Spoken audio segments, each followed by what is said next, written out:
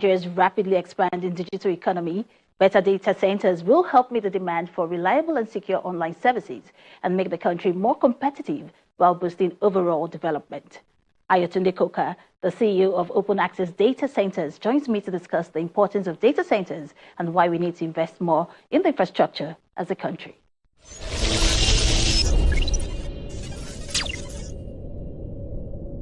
Let's start with the basics here. Why are data centers so important? Well, our lives are very much run by our phones, computers, digital, everything these days. And these things sit on computers somewhere. Those computers sit in a data center, huge computers in some cases. They generate also heat, so they have to be cooled down, the right temperature, the right humidity. They need a lot of interconnection, so you can access the information they hold, and so on. So where they sit is actually data centers. They're very sophisticated infrastructure to keep the computers running. They depend on a lot of constant power. If not, the environment might be such that the computers go down. And could you imagine, even here, the stuff that we're running and the broadcast you have, the computers that run it and make it possible sit in a data center somewhere.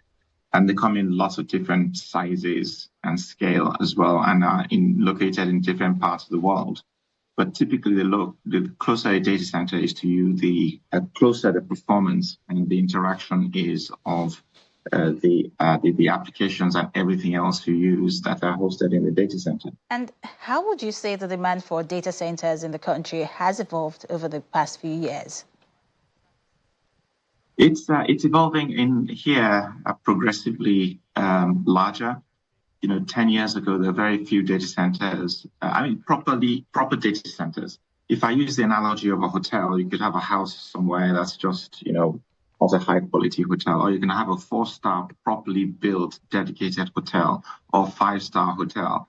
So we've been having the sort of advent of proper certified high quality data centers here for the last 12 years or so, when you had just a handful, mostly based in Lagos, of those large high quality ones. Now, there are many more data centers, and it's an indication of the growth of the demand for digital technology locally around Lagos. But you now have some other data centers in Abuja, for instance, some Kano, that are really properly certified high quality data centers. As people use more digital technology, some in what's called the cloud, might be TikTok, Facebook, WhatsApp. So the demand for that, all our banking applications, the banking apps, for the financial transactions, some of them called fintech, so on.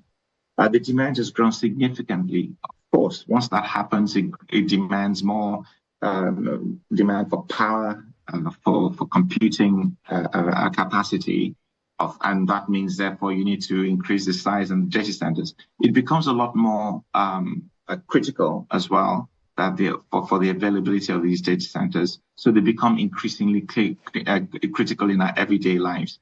Everything we do, connectivity, the telco, the phone, everything sits in a data center somewhere to run our digital lives. Now, talking about numbers, right, we have about 11 data centers already established across the country. Are they enough, especially in terms of capacity? No. So when you say 11 data centers, around about 11, perhaps a bit more, that of the high quality ones that are certified, the certification uses tiers. Tiers 1, 2, 3, and 4. It's in global certification. It'd be like 4-star, 5-star hotels and so on. So you're talking about the top tier 3 or tier 4 data centers. You have many, many other data centers where some businesses will have, what they would call server rooms, around the place. But those high tier data centers are critical for high availability. And we're getting many, many more, existing brands expanding. Open access data centers, for instance, we have a facility in Lagos. It's our flagship facility. We have data centers across Africa. This is also where it came the sea cable into the country, like the Google Equino land, for instance. Mm-hmm. We're building it at scale and on a land location that is the largest data center campus in West Africa. We use terms power as a way to describe the scale of a data center because of the kind of power they consume. So megawatts, megawatt data center is, critical size data center, for instance. We're now seeing more higher capacity data centers being built across Lagos. OEDC, we're going up to 24 megawatts where we are.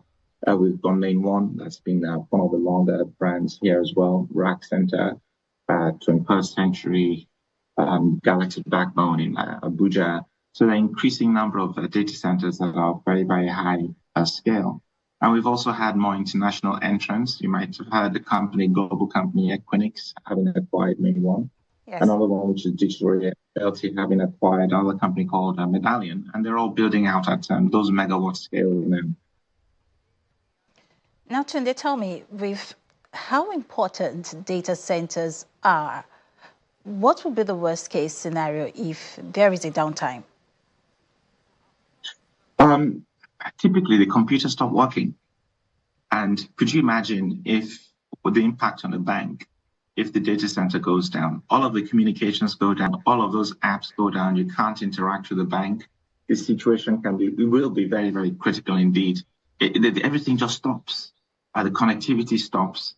Customers cannot transact with the bank.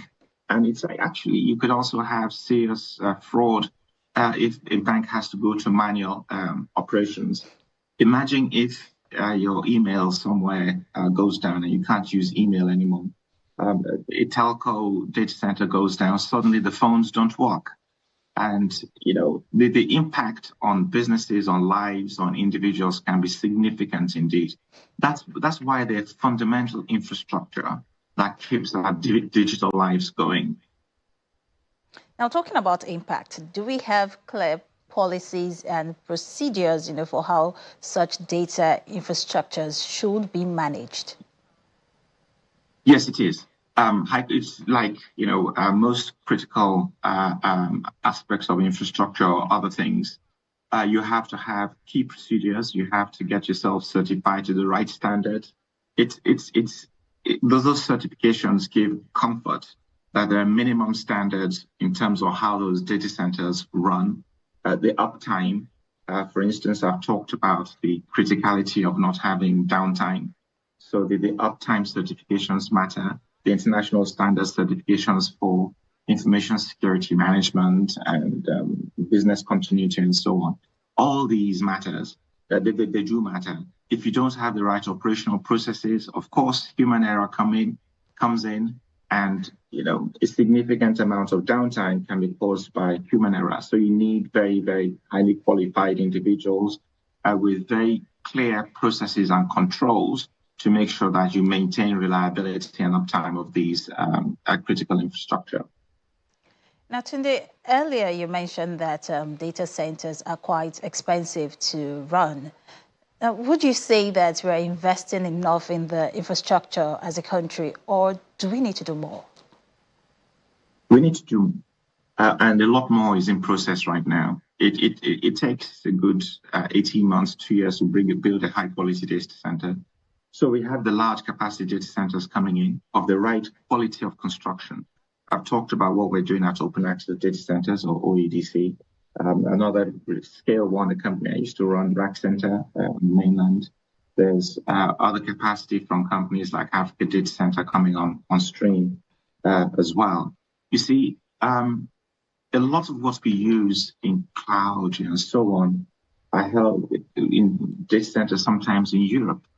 The more we're able to localize that data, the higher performance we have, but it has to be in the right scale and quality of construction, of operational management, for instance. So we need to invest more.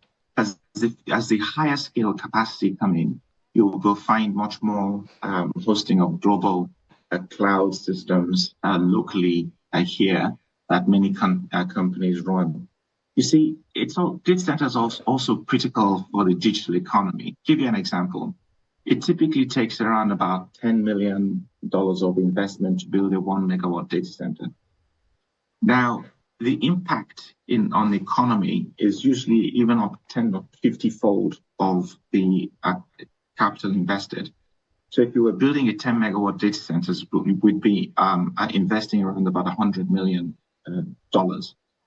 Now, that brings digital infrastructure closer to the point of use, data sovereignty, and so on. However, the direct or indirect impact on the economy could be, say, 100 million could actually be around about $5 billion of economic impact in the environment where the data center is built, as well as bringing in a key digital infrastructure in place. Now, you also have, that's one, it spend a lot of money to build a data center. Secondly, you now have to operate the data center. You interact with utility companies. You have maintenance companies for power, for cooling. The indirect impact on economies is significant indeed. Now, lastly, we heard recently that the government is building a data center capable of storing up to 1.4 petabytes of data. How will this enhance the country's data management infrastructure, Tunde? Yeah. First of all, I would suggest that we have enough very high quality private data centers in place with the right amount of connectivity that's required. It's very, very specialist, as I suggested, and a significant amount of capital to build.